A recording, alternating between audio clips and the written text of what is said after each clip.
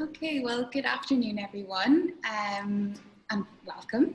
My name is Trina O'Neill. I'm the Operations Manager for the Los Angeles area for Serendipity Labs, and I would like to welcome you to our LINC webinar event today. Thank you all for joining us for LinkedIn Tips, Tools, and Daily Tasks by the lovely Patrick Ward.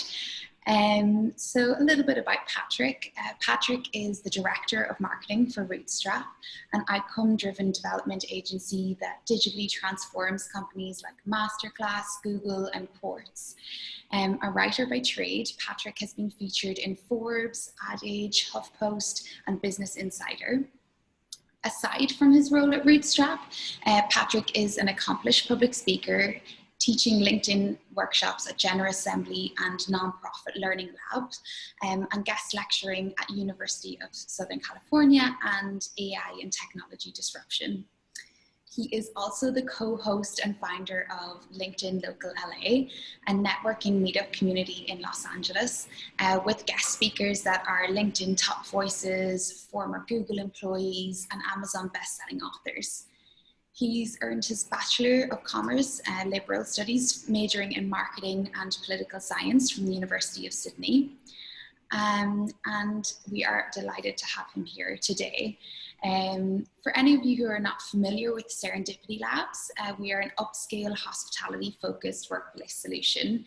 We have over 40 locations nationwide, and here in LA, Hollywood opened in May of 2018, and we have also a downtown LA location which opened in June of last year.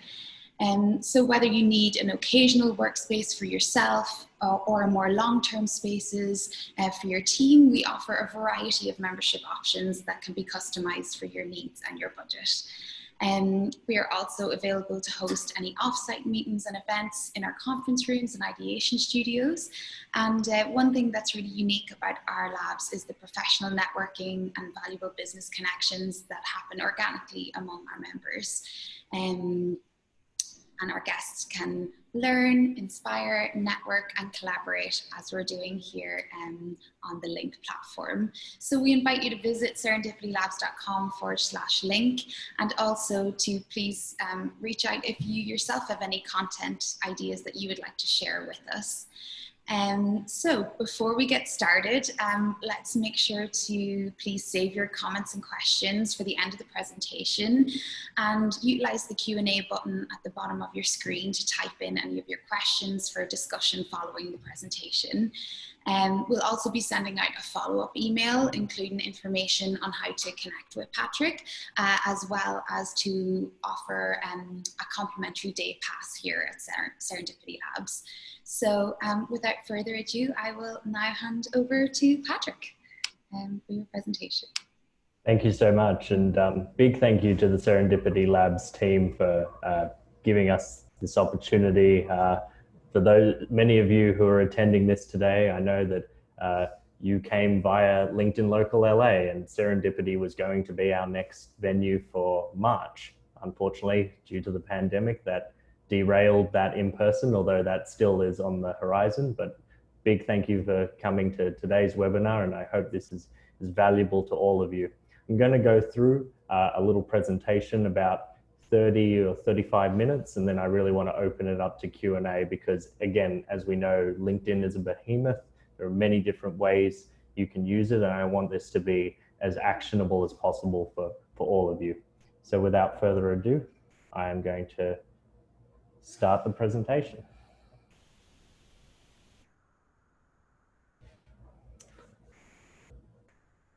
So we're going to look at LinkedIn from the perspective of how do we leverage it, and most specifically taking your business to the next level. Many of us have been in marketing roles, sales roles, recruitment roles, even if we're trying to find a new job. All of these activities, we all had in-person components that we were able to do prior to this pandemic, and now we no longer can. So obviously, and we've seen an uptick in activity on the platform, so it's important that all of us can leverage it in the right possible way so that we are able to filter through the noise, because the noise is going to be even louder than it was before. There's over 500 million members on LinkedIn, and that's only growing. So what are we going to cover? We're going to cover why LinkedIn should be your platform of choice, and we compare that to Facebook, Instagram, Twitter, other different platforms that exist out there. Obviously, given the world of business, LinkedIn is going to be our #1 choice. We're going to go through some content strategy. So obviously the #1 area that most people fall and fail with any form of social media is they fail to create consistent content. That's really where you get the most results. And I've got a little hack strategy that's worked really well for me in order that I don't run out of content ideas. We're going to go into profile optimization, making sure that we're optimizing it for the desired goal, which is namely we are trying to get inquiries of an inbound nature to your profile, as opposed to having it set up like many people have it set up as a digital resume. And then finally, I'm going to go through some tips and tricks. These are tips and tricks that I've gathered over the years that I've engaged with this platform. Basically, every single social media platform has its own particular quirks of how it works. And some people make the mistake of applying things they've learned on one platform to LinkedIn and find that it doesn't work. And you're not necessarily going to know these quirks unless you've spent a lot of time with the platform. So I want to give you guys a shortcut into understanding some of the unique ways you can leverage it that other people are not using or are underutilizing. So a quick recap of why LinkedIn should be your platform of choice. Brand advocates, right? So a lot of teams out there, you may be part of a marketing team or you might be outside the marketing team. A lot of companies leave all their marketing efforts up to their marketing teams. This is a very short-sighted way because really what you want to do is you want to be weaponizing your entire arsenal of employees to spread your message. This has never been more important right now, where obviously a lot of businesses need cash flow and you never know where that next client might come from. So here's an example from my company, Rootstrap. As you can see there, the 133 employees on LinkedIn, right? Each one of those people is a touch point to a potential client, a potential prospect, a potential new recruit. And if you just left it to your marketing team of 5 to 10, you're not going to be as successful as if you can use your entire organization. A business card replacement. This obviously was, more pertinent prior to the pandemic, but nevertheless, this is the place, right? If we can't network in person, we need to network online. So it's very important to get on LinkedIn because really that's the way we're able to engage with one another at this point in time. Percentage of leads. 80% of leads of all businesses come via LinkedIn. Next is Twitter, then a little more Facebook, and Google Plus is now non-existent. So again, the majority of business, people are willing to have business conversations on LinkedIn. And higher engagement. Again, if you're leaving it up to your company pages, this is a very short-sighted metric. Unlike Facebook, where Facebook gives basically equal credence to profiles and company pages, LinkedIn, but having been invented as primarily a networking platform, gives huge credence to personal accounts over company accounts. 10 times. The average reach of a personal account is 10 times the amount of a company page. So rather than trying to push all your messaging through a company page, much better to push it out through multiple personal accounts. So let's dive into the weeds and let's start with content strategy. So the first question most people ask is, what content do I even create? They're thinking, what are the different elements they want to put into? And the key I have here is creating a content theme. Now, I want each of you to write down, and again, it doesn't need to be like right now, but I want you to make a note to write down an idea for content. And the way you come up with this idea is I want you to think of what can you come up with 10 or 20 posts right now without any thought whatsoever. That is the key, no thought whatsoever. And whatever that area is, that should be your content theme. So what does this look like? Well, I am a writer by trade, as I was mentioned earlier. So words are very important to me. Hence why I can come up with new posts about words with very little effort. You want to reduce the friction that you have in creating content. Anytime there's any form of friction, you are likely to not create new content, and therefore you will be derailed, right? Everyone does this, right? They get very excited about a new social media platform. They start creating for 3 to 4 weeks. And then what do you know? They stop creating because they've run out of ideas. It needs to be that area that you can consistently create with very little effort. So that content theme doesn't necessarily have to be exactly relevant to your business. It could be a component of your business. It could be a component of your work. But the key is we're trying to find something that you can create 3 to 5 posts. That's generally the recommendation, 3 to 5 posts a week for as many weeks as you need. So what are the types of content? Well, articles used to be very big on LinkedIn. They're no longer as prominent. And this is as LinkedIn has become more of a content platform as opposed to when it was more like a medium style blog. Nevertheless, there is still value in having articles because you can use them as evergreen content to drive particular CTAs. Here is an example that now is included in what is known as the featured section. I use this to promote a book that I published. Now, again, that is going to organically generate interest when people come to my profile over time. I'm not going to get a huge spike in reach like a post would, but I'm going to slowly over time get more and more interest, and more people bring this up because they see it front and center on the profile. That's the value of an article. When we look at the rest, we've got 3 main types. We've got a text-based post, also known as short form. We have photo-based posts, and we have videos. Now, we always want to be testing each of these different types of content because I challenge each of you to figure out what is best for you. Some people really like being on camera. Some people prefer just to write. It's not really a case of which one is better. It's just which will allow you to keep creating and keep creating in a consistent fashion. But at the same time, you do need to experiment with the different content types. For a while there, video, last year actually primarily, video was really hot. LinkedIn was putting a lot of reach behind it. Now we've suddenly seen a drop off in video reach, and text, funnily enough, is the new in vogue. Now, who knows how long that will stay? This is the key point about the algorithm, is that you can never particularly know what the algorithm is going to do at any time. So how do you figure out what works for you? Again, testing.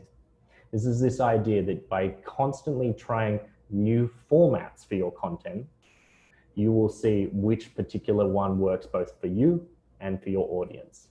So right now, and this is what I can say right now in this instance, text is king.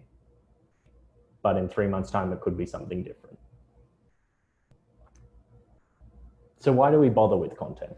What's the whole point of content, and what does it achieve? Really what we're looking for content to do is to generate interest and generate an action from our audience. So here's a post that I did a while back. Building an app is like buying a car. Interestingly enough, this gentleman reached out to me via an inbound message, and as a result of that, we closed a $90,000 engagement. It is worth noting, this man did not like my post. He did not comment on my post. This post was one of the smallest reaches of any post I've ever got. I think at last count, this particular post only got about 1,500 views compared to many of my other posts that are in about the 5,000 to 10,000 range. But it was super specific. And that's the point. A lot of people get very scared. They think, oh, I need to create content and I need to go viral. No, you just need to be seen by exactly the right person and compel them to take that action. But it's very important to note that you're going to have 2 distinct audiences when you create your content. You're going to have people who just really love your stuff, and they're going to like it, they're going to comment on it, they're going to share it. Those are the people who spread your message. And then you're going to have people like this gentleman, known as shadow followers, who never like anything, who never comment on anything, but likely will be the people who buy from you. And that's why we're creating content. We're creating content so those people see it. And how will you know this happens? You'll know this happens because when you start having conversations with these people and you start having those inbound messages, they say things like, I see you on LinkedIn all the time, or I'm always following your stuff. I remember when this first happened to me from a CEO of a financial organization, and he'd followed my stuff for a year. We did a 6-figure deal together. Now, one hand of me was a little incredulous. You didn't like anything in all that period? That wasn't the point. People have their motivations. People think of LinkedIn as a professional platform and therefore don't often perhaps want to put themselves out there in some way, even as something as simple as a like. But if you can be the person who gets over that hurdle, if you can be the person who is one of the 1 million posts that go out daily, as opposed to 500, 600 million members, it's a huge organic opportunity where you can you have your content seen by so many people that aren't otherwise engaging with the platform.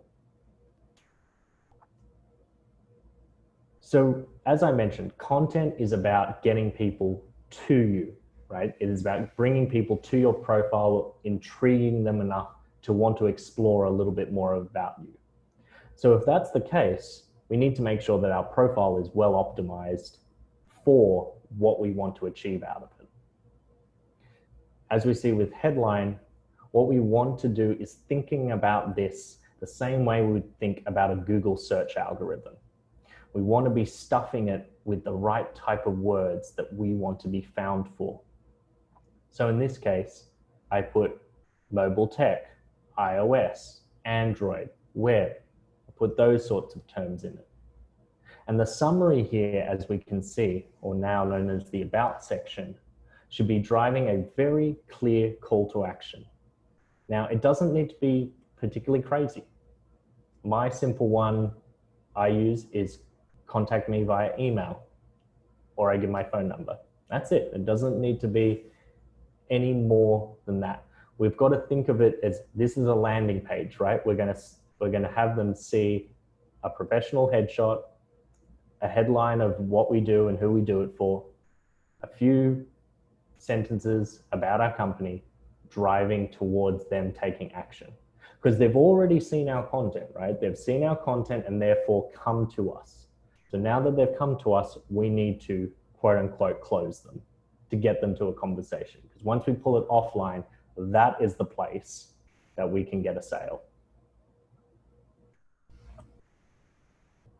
So how do you know that you are optimized correctly? Well, what you want to do is you want to look at search appearances. So everyone, when you go on your profile, you have 3 categories, as you can see in this left one. You've got who viewed your profile, the views of your latest post, and your search appearances. Now, your search appearances changes from week to week. And you want to be looking at what are the words that you're using in your headline and what are those search appearances corresponding to. So in this case, I was an editor for a blog, and obviously I put the fact that I'm a featured writer. Now when I come over to my search appearances, I saw that I was the #1 area that searchers were doing was a journalist. So I'm like, great, that's fantastic. And the top keywords I was found for, one of them is writer. Fantastic. That shows that my efforts are working. Now, again, it's a continual process. You're probably going to continue to tinker with it over time. It's never set in stone, but that does help, as you can see, as a measure for how well you're performing. Because like I said, it's a constant work in progress. You're never going to keep it stable. You want to be looking, I would recommend at least every month. Now, you don't necessarily need to change everything every month, but at least look, is it the most accurate?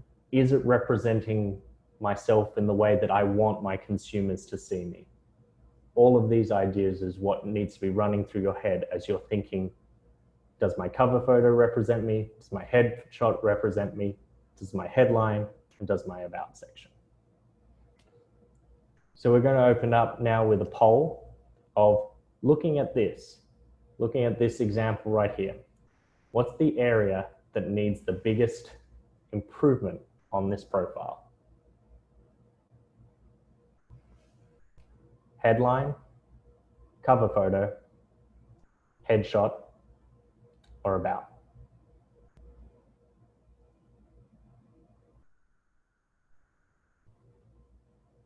We'll give you all 30 seconds.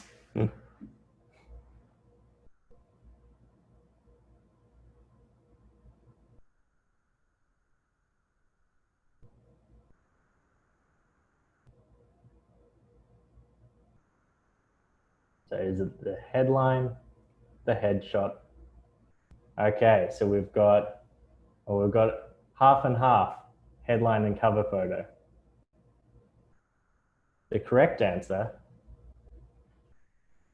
is the cover photo.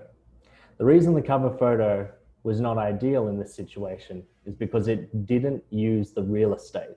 It provided some social proof, but it didn't use the real estate effectively. So what did I do? I changed it. I provided more social proof, as we can see in the, as seen in Forbes Inc. and Entrepreneur, the products built for certain clients of ours, a very simple tagline of what we do, but more importantly, it provided an additional way for people to contact. Because the fact is, many people still use that generic blue circles connected together that everyone's seen 1,000 times.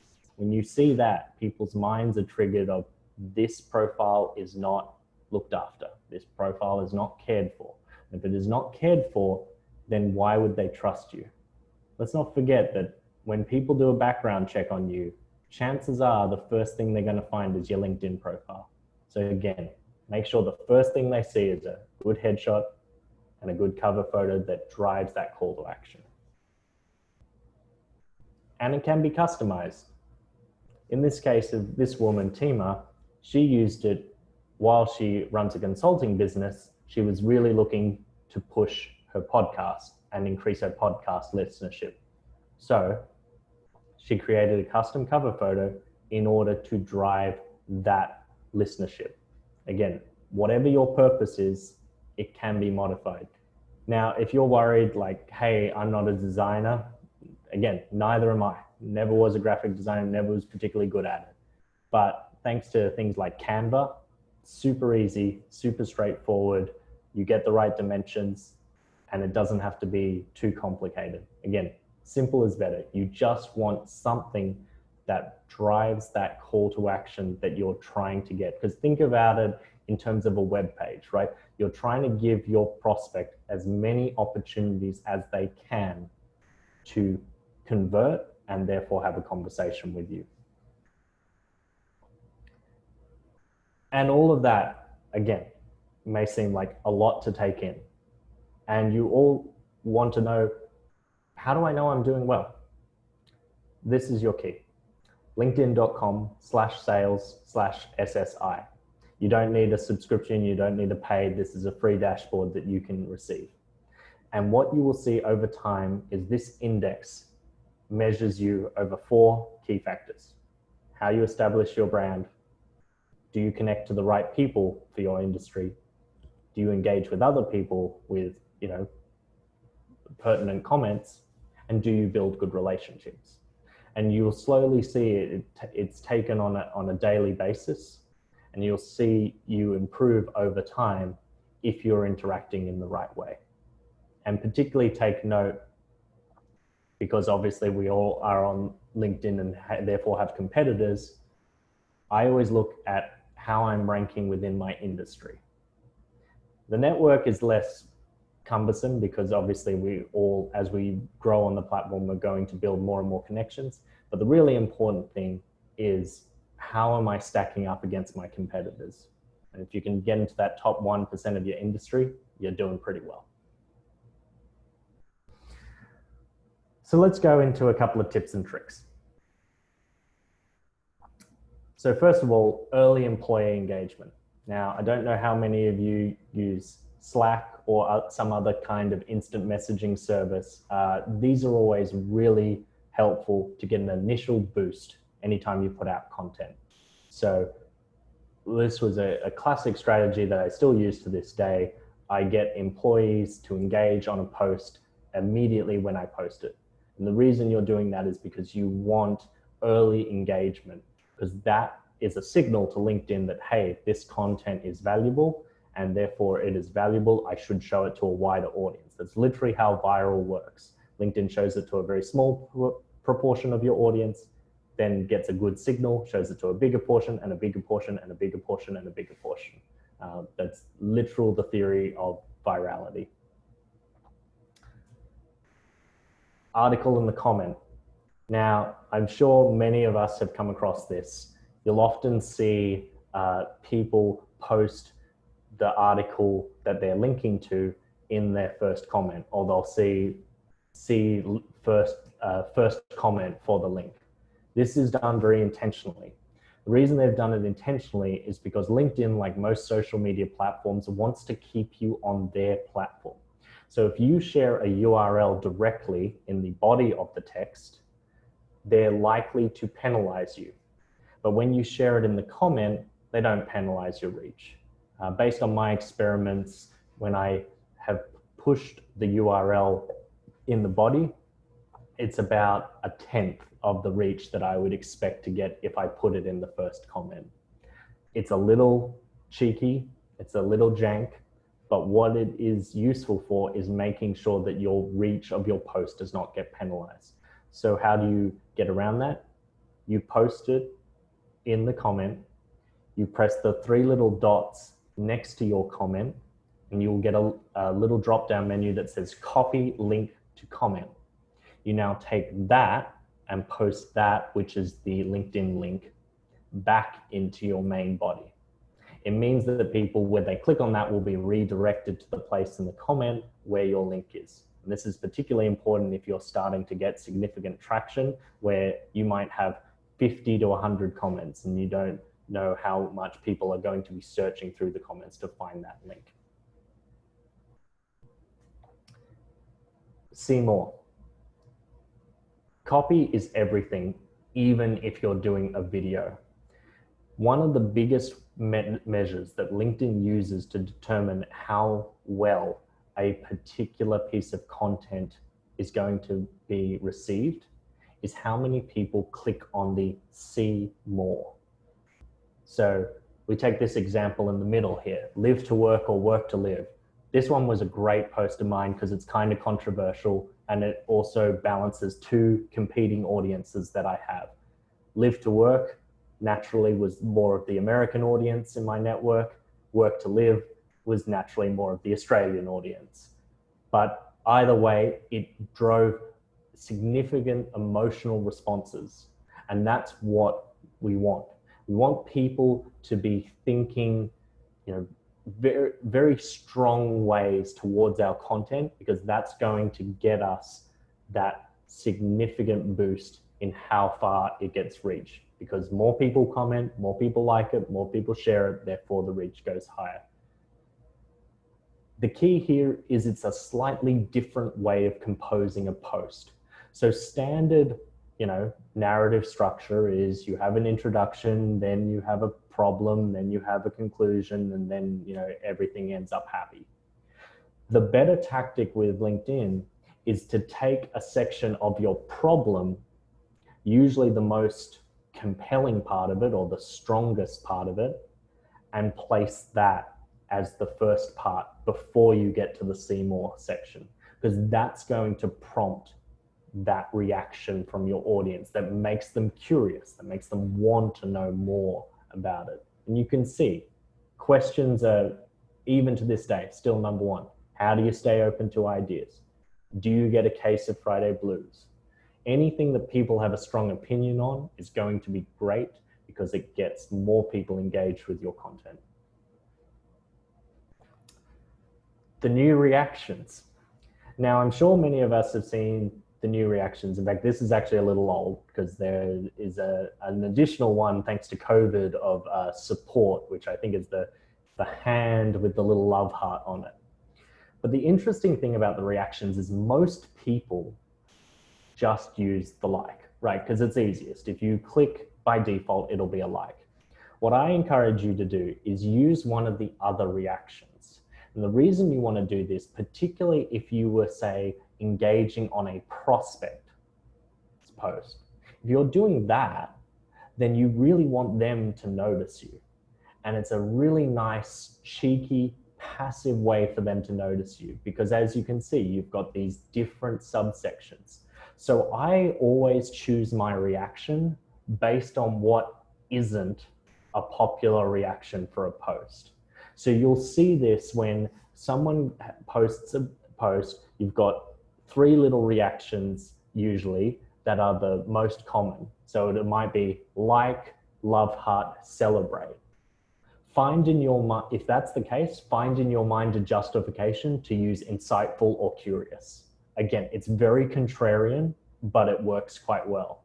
Because again, when you do that outreach to that prospect, when you do want to have a conversation with them, suddenly that's a warmer intro than if they have no idea who you are. So we're going to have another poll. Which of these actions do you think yields the most value for you based on reach and profile views? Liking, which as we've just said, also known as reacting, commenting, or sharing.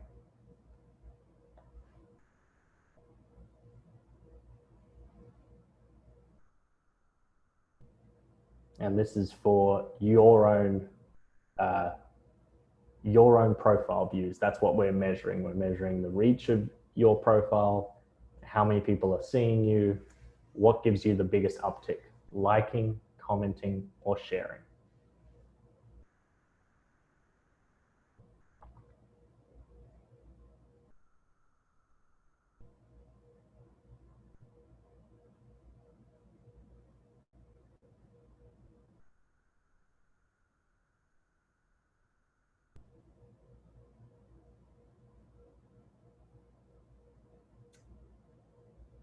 Good. Usually most people say sharing, but we have a winner of commenting, and that is correct. And the reason that it is correct is because when you share on LinkedIn, unlike every other platform, when you share on Facebook, you're sharing the original post. When you share on Twitter or retweeting, you're sharing the original post. But when you share on LinkedIn, it creates a whole new post. And that isn't seen about 10% in the feed compared to a comment, which is seen 30% of the time in the feed. And you can see the difference here. On the left-hand side, I put out this General Assembly call to action. I was giving a presentation at the time. And this gentleman, he shared it. Wonderful that he did that. I still left him a comment thanking him for sharing that, because you still want to be grateful to the people who are trying to spread your message. But as you can see, 2 likes, 1 comment, absolutely nothing, very little visibility. Compare that on the right side to this comment that I placed. Again, just took the time, wasn't honestly that long a time, but just making sure that it was a pertinent, thoughtful comment, and it gets 13 likes, 7 replies. Comments show up in your connections feeds way more than sharing, but everyone makes that mistake because they think that, oh, well, like other platforms, sharing is the most important. On LinkedIn, it's a little quirk, commenting is king. Switch connect to follow. So if you go into your settings, you can make the follow button the primary. So when someone comes to your profile, the natural default is for it to be connect, but you can make it follow. Now, I do this for one very specific reason, and that's to filter out potential connections, because you want to curate your network very consciously. If you blindly accept a lot of people, what you run the risk of is that when you put out a piece of content, it might show to those people who then don't engage. You only want two types of people in your network. You want people who are going to be like super beneficial to your content, really like it, close, both personal and professional friends, those types of people, or you want prospects. Now, anyone else, I am more than happy for them to follow me. If they want to follow my content, that's great. But they're not necessarily going to be right for me to do business with, and they're not necessarily right for my network. So by switching this, you just make a little barrier for people when it comes to connecting with you. Now, people will still be able to connect with you if they do the drop down, but it just means that it's not their primary button if they're going through and just blindly connecting with a lot of people. If it's a bot that's blindly connecting with a lot of people, it's very useful to switch this. Voice messages. I've been harping on about this for a while and most people still don't do it. I wonder whether it's because people are scared of doing it, whether people are nervous, whatever it is. Voice messages get significantly higher response rates. I get about a 70 to 75% response rate using a voice message. And my theory here is that because you can't see the text in the same way that you can with any other form of text-based outreach, you trigger that primitive part of the human brain that is always curious. People just want to know, what's that? And as an additional benefit, they'll be able to hear your voice. They'll be able to hear your tone. As we all know that 7% of communication is done through content alone. And the other 93% is both non-verbal with body language and verbal through tone.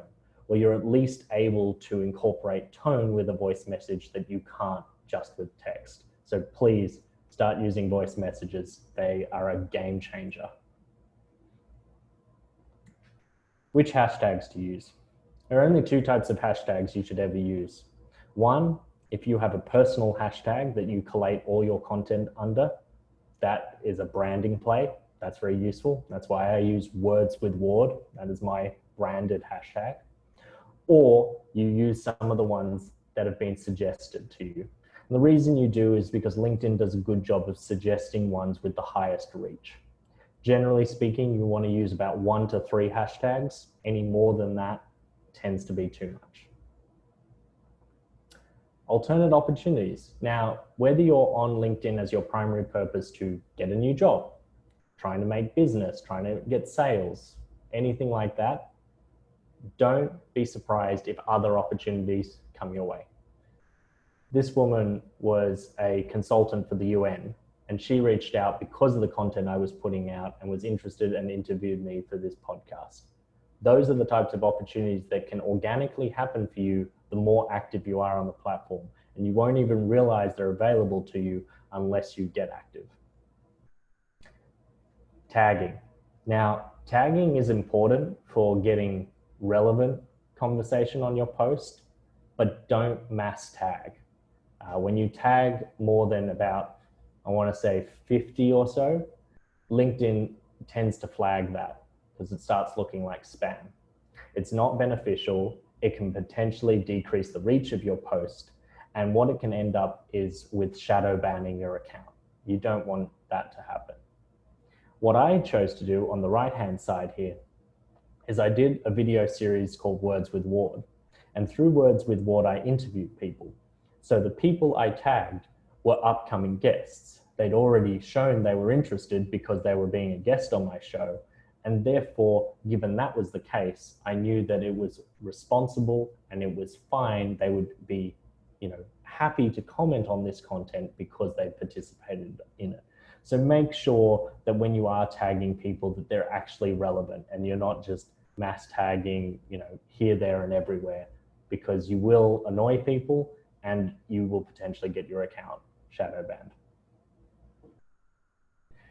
The document feature is a very useful new feature. I've seen lots of creative uses of this to share longer form content that they don't want to share in an article. Things like PDFs, diagrams. If there's something about your business that needs more of a visual explanation, the document feature is a great one to test out, just to be able to share more direct content.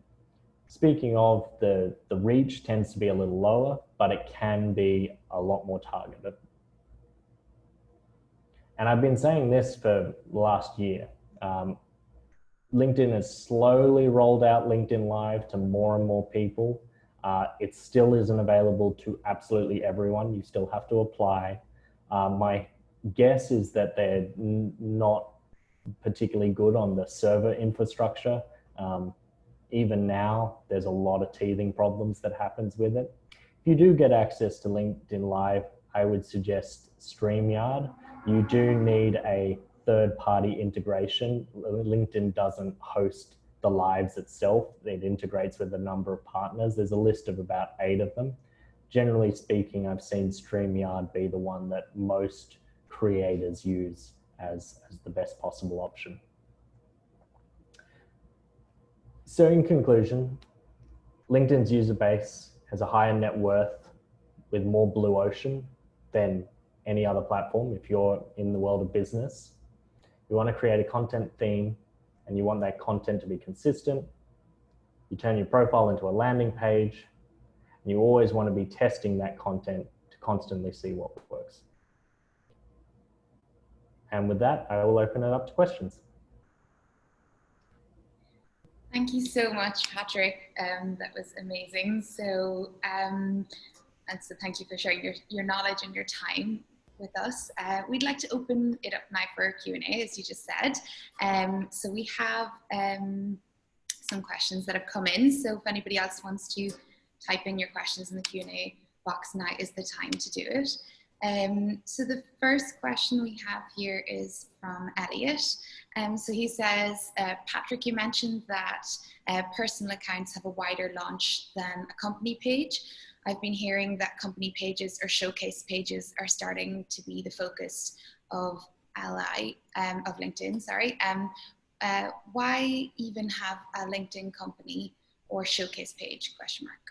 Yep. So showcase pages you want to have purely because you want it to be there, right? It's a presence play in the sense that if someone searches, if someone's vetting your company, they're likely to search across a bunch of different social media platforms to just see what you guys are all about. And that's true. Well, that's well documented that most prospects do that.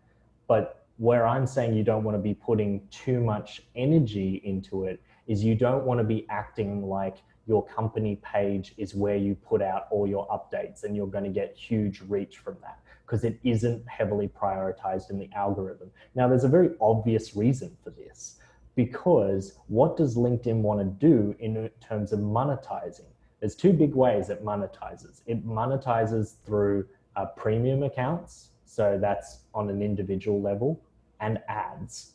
So it doesn't want to give companies a huge amount of free traffic. No social media wants to do that. It wants companies paying them to advertise.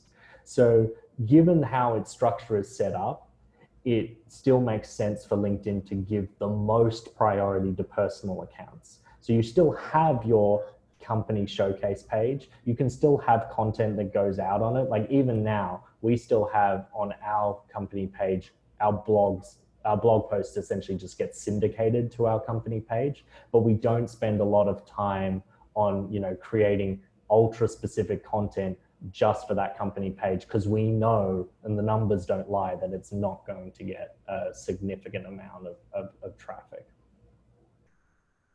That's great. And then another question from Elliot.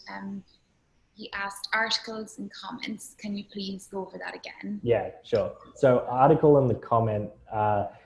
So when you start a post, right, you click start a post and you can just start typing away. Many people will just place the URL at the bottom of that. And the problem by doing that is you're giving a signal to LinkedIn that you are trying to take people away from LinkedIn's platform. LinkedIn wants people spending more time on its platform. Like any social media monetizes based on people spending time on it. So if you're trying to take people away by saying, check out my latest blog post on my website, it doesn't like that. So the way you get around it is, rather than just write your text out in your post and then link to the article in the comment. So usually what I'll do, I even did it, funnily enough, for this event. When I was promoting this event, I shared a photo that was the banner image of this event. I gave a bit of text about, you know, LinkedIn local LA is gone but not forgotten. For now, here's a webinar I'm doing with Serendipity Labs. Check out the comments for the link to register. Then you go to the comments, it was register here, there's the link. And can you actually pin that comment so that it always stays at the top, or is that? You can't. So the reason why I advocate for people copying the link to the comment is because it creates a LinkedIn specific link.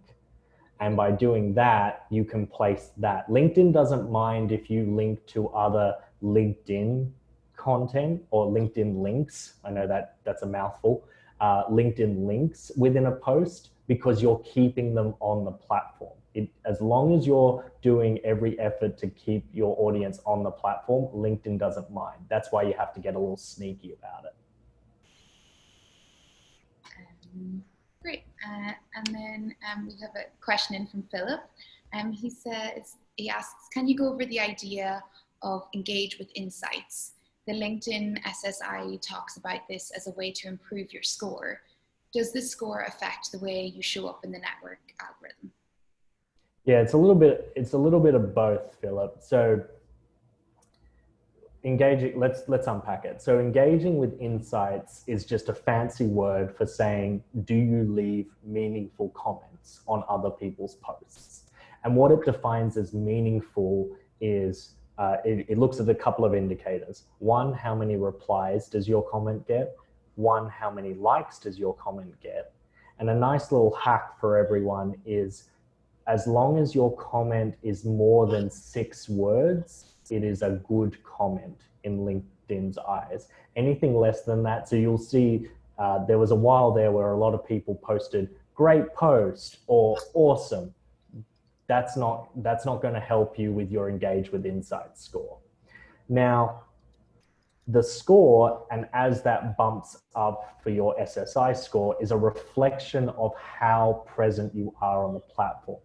It doesn't necessarily affect how you show up in the network algorithm.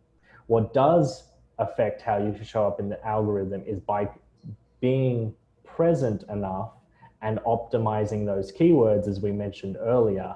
You're being optimized for the search. That's where you're being optimized for. When it comes to the algorithm, more of that is related to who's liked your stuff before, who in your network has many other creators who are also creating. So if we use myself as an example, if I go down my feed, I'm going to see a whole bunch of really big name creators who I'm connected with, right? And it's just flood of them after them after them. The way that I like to encourage everyone when they're coming at it from a sales perspective is you want to get into the networks of CEOs, C-suite decision makers. They often have other CEOs and C-suite and decision makers who don't post a lot. So if you post, like, your content's just going to show up like time and time again because no one else in their network is posting. This is what happened to that example of the CEO of the financial organization that did a deal with us. He literally showed me his LinkedIn feed and it was all me. There was no one else. It was just, oh, Patrick commented on this, Patrick posted this. Those are the people you want to be going after. Because if you can get into their network, and this is why people make the mistake all the time, they try and sell in the connection request. No, just get the person to accept your connection request and then drip feed them a passive feed of your content. When you do eventually reach out after about 8 to 9 to 10 touch points is pretty good, they're going to be a lot warmer and more receptive to hearing what you have to offer. Great. Then we have another question from Jess. Could you repeat the names of your recommended third parties to streaming? Yeah, it's called StreamYard, all one word. So the word stream and yard is in backyard. It is unfortunately only available on desktop. which is where Restream, which is another one, has got them beat because it allows mobile. However, I would say that StreamYard has the best quality, almost I would say Zoom level quality for LinkedIn Lives. It's a big difference. You kind of, if you do get a LinkedIn Live, you kind of want to produce it in the way of like a low budget TV show, but that's kind of the mentality. You want it to be almost like TV level quality, because those get way more reach and promoted by LinkedIn far more than, I know there have been some cases where people have done very off the cuff lives. It doesn't work. It gets very low volume of traffic, and it kind of defeats the purpose of going live altogether. And then Alana asks, is premium worth paying for? Premium worth paying for? It's a really interesting one. First and foremost, I love having premium, but then again, I also have my company pay for it for me. So it's not even coming out of my own pocket. I find it worth it because I am a rampant stalker on LinkedIn. It has more information on people than almost any other platform. And so what I was finding was I was hitting the ceiling. On the free version, there's a certain cap of, and they don't tell you what the cap is, but there was a cap of how many searches you could do. So I was running up against that, which was a little bit annoying. Other than that, quite honestly, you don't really need it. There is some value for recruiters. Sales Navigator is somewhat useful in getting a little bit more granular, but quite honestly, there are enough filters within LinkedIn free version that you can figure out, a pretty adept target market and campaign from that. There are literally 6 and 7 figure entrepreneurs that I know who've built entire businesses out of LinkedIn organic leads, and they've never paid for premium in their life. And then just to set a follow-up question, which automatic companies were the ones you used to boost the initial posts?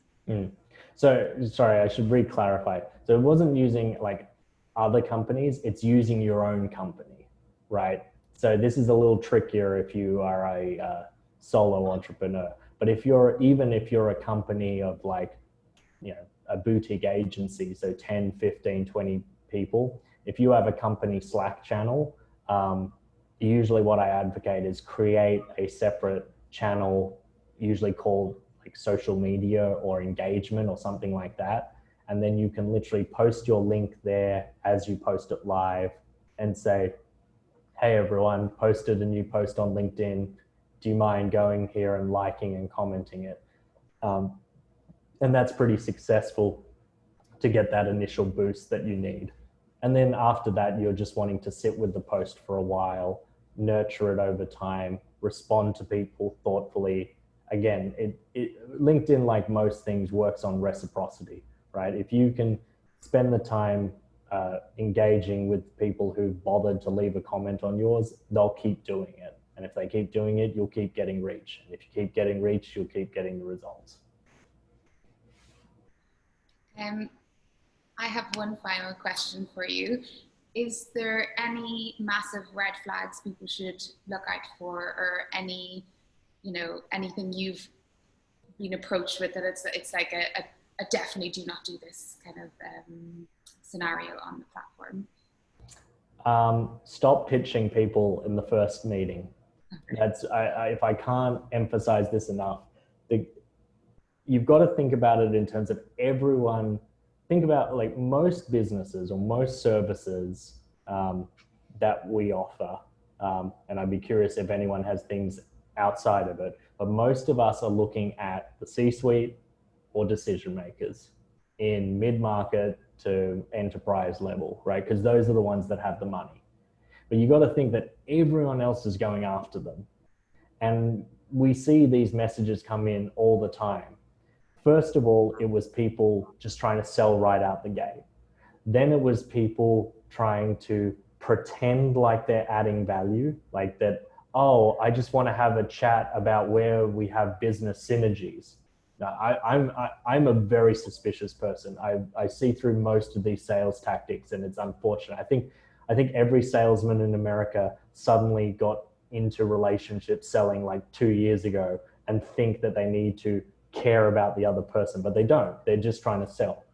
If you can just get that connection request accepted without any push, just something simple like, see, we've got a few common connections, would love to be in your network. That one, that message right there, would love to be in your network, we have a few common connections, is still the highest acceptance rate message I've got of all time. So you just need to get them into your network, because once they're in your network, they will, like I said, be passively fed a steady drip of your content. Most executives connect with other executives, and most executives do not post on this platform. So if you're the one person who's posting, then suddenly it's like, then you get that opportunity. Oh, I need a software development vendor. Patrick's my guy. Or I need a marketing person. This person's my guy, etc., etc. It really can be as easy as that. And that's my point, is like, everything that I've said to you guys today has not been because, any sort of theory. It is all practical wisdom that I've gained just purely by being on this platform.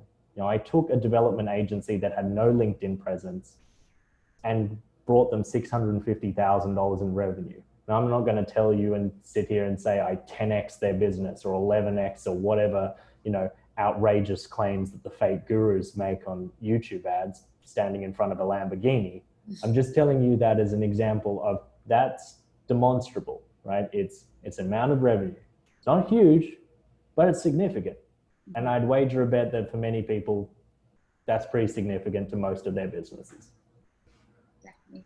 Okay, we just have one final question.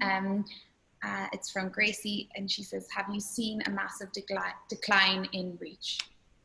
Interesting. I've seen an uptick in my reach for text posts. I've seen a massive decline in video. I've kind of paused video for now. I still test a little bit of video because I always want to make sure I'm ahead of the curve when an uptick does happen. That's why I advocate testing, Gracie. But yeah, right now the only things that are getting any reach for me are text posts. And I wonder whether it's a case of, because so many people have flooded in on the platform, as a result, everyone's reach has gone down. And this is kind of across the board. I've heard from small-time creators. I've heard way up to people in the hundreds of thousands of followers. And I guess I'll leave with that final point. As much as I do believe LinkedIn is a fantastic tool, is a very beneficial tool for your business, don't lose your soul to it. Don't lose your soul to any platform. Think about it in terms, the way I like to think about any sort of social platform is, if it went away tomorrow, would I still be successful?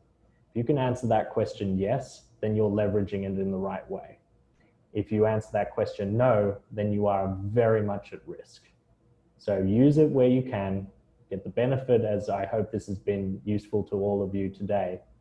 But again, don't sell your soul to it. Thank you so much, Patrick. I really enjoyed that webinar, and from the comments and questions, I can see that everyone here did too.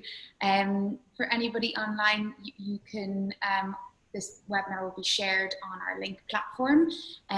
So please do feel free to share it with your networks as well. And a huge thank you, Patrick, for giving your time today, and thank you everybody for attending the Serendipity Labs LINC event with Patrick Ward.